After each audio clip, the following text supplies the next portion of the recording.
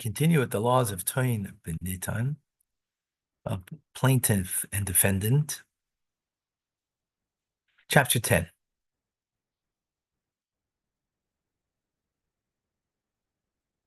Okay.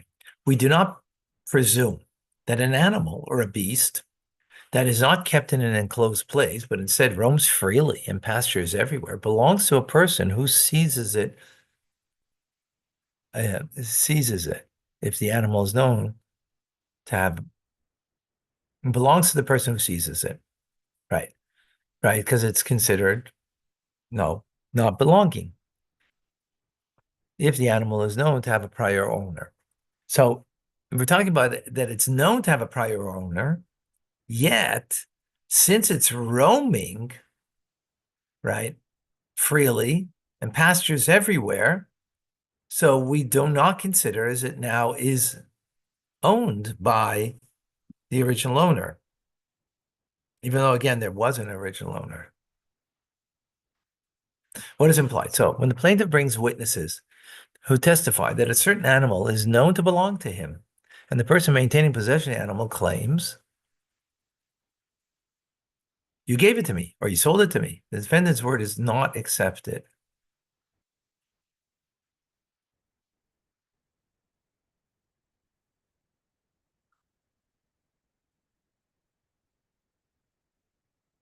Defendant's word is not. The fact that the animal is in his possession is not considered proof of ownership because it is possible that it roamed and entered his domain by itself. Therefore, if the defendant does not bring proof of his acquisition of the animal, it should be returned to its owner. The owner must, however, reinforce his claim by taking an oath. Seem to say the opposite of what we just said there. Right? Now presume the animal that is not kept. Oh, we did not presume. I'm sorry. I need give me a second. I need a little coffee over here. Well, my head's work better.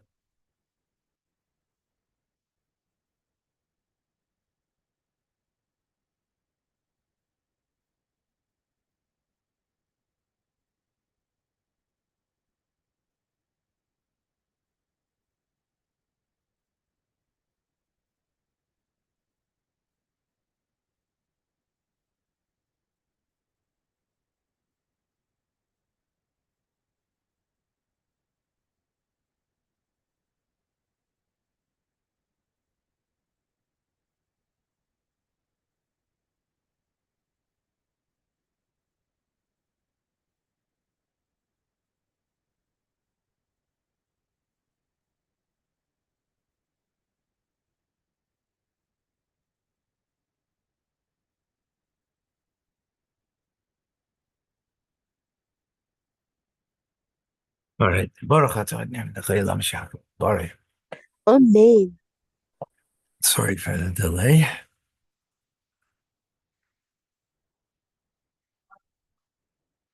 Okay, so we do not presume. I read it. My head was not working. Okay. So if it had a previous owner, we do assume that it belonged to that owner, even though the person seized it because it was roaming freely. No. If the plaintiff said, no, it belongs to me and I have witnesses, right? So he has to prove that it was sold to him or given to him. Okay, halacha number 2. If it was usual for an animal to be kept in an enclosed place or entrusted to a shepherd, we assume that it belongs to the person in whose possession it is found. In other words, right, let's say these sheep are always, protected in some enclosure or with a shepherd, right? So now that someone else has that sheep, so we presume it belongs to that person. This applies even if the plaintiff brings witnesses who testify that it belonged to him. Thus, if the person who holds the animal in his possession claims, you sold it to me or you gave it to me, he is required to take a Shvuas Hesed, which is a rabbinic oath, that it belongs to him, and then he's released from all obligations. Right. Okay, so the difference over here is clear because it's usually always kept either enclosed or under the trusteeship of a shepherd. The fact now, whereas in the previous one, it could roam.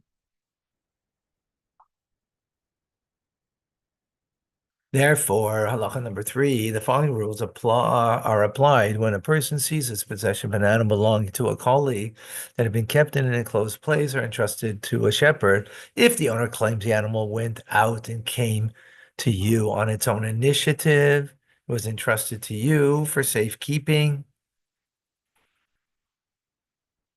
So for some reason, the animal went out to this guy. Well, I don't know exactly why, on its own initiative. Or I gave it to you, you're my shepherd. Or I lent it to you, right? Entrusted for safekeeping. Or I lent, right? The person who sees it agrees, saying it is not mine, but you owe me this and this much.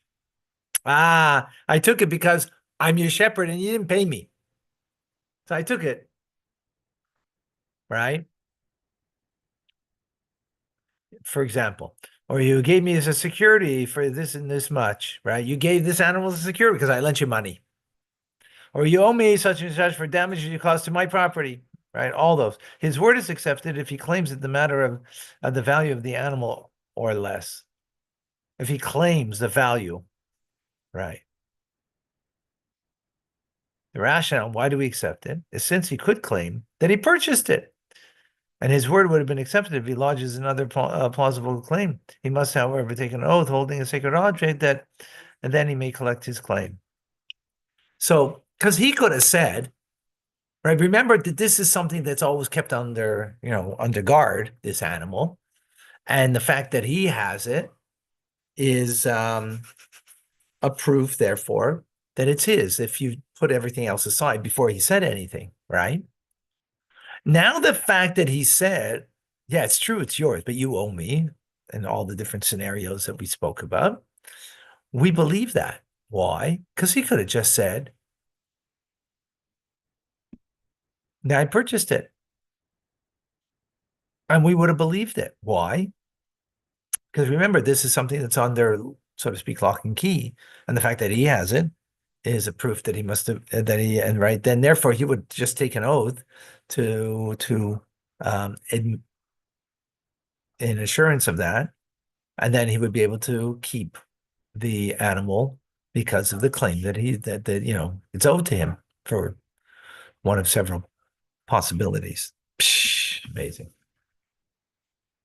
Similar laws apply with regard to servants, since they can walk independently in the fact that they are in a physical possession of a person is not presumed to be a sign of ownership.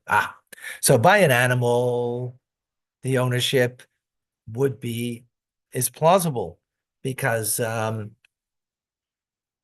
because we're talking about an animal that is always safeguarded, right?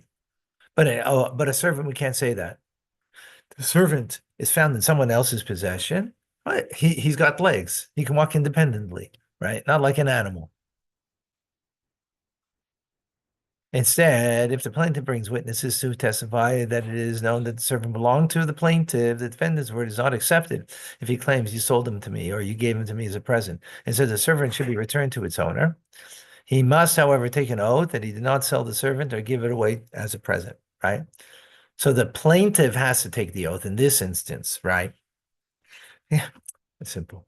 The servant one day met this other guy, right? And he such a nice guy, and he brought his servant, and he treats his servant like gold, right? And he's only treated like silver or bronze, right? So I said, yeah. So he went over, right, to this other guy, served by him. That's the instance we're talking about. I mean, I'm giving that by way of example, the possibility. So since he initiated it, did it on his own, he has to give it back. Okay, different rules apply if the defendant who was asserted to have seized possession of the servant. He seized possession of the servant, brought witnesses to this, that the servant was in his possession day after day for 3 consecutive years. And the defendant would have him serve him as servants serve his master. So now he's got the guy for 3 years. Since the original owner did not raise objections throughout all these years, the defendant's word is accepted. Right? 3 years, it's called a chazaka, gives a permanence to it, and therefore the plaintiff, kind of gave up his right. We allow him to maintain possession after taking a shvus says that he purchased the servant from the original owner, but the owner gave him the servant as a present. These rules do not apply to a servant who is a young child and cannot walk on his legs because of his youth. He is considered as other types of movable property. We presume that he is owned by the person in whose domain he is located, and we follow the principle when a person seeks to expropriate property from a colleague, the burden of proof is upon him. Okay, we're going to stop here. Thank you very much.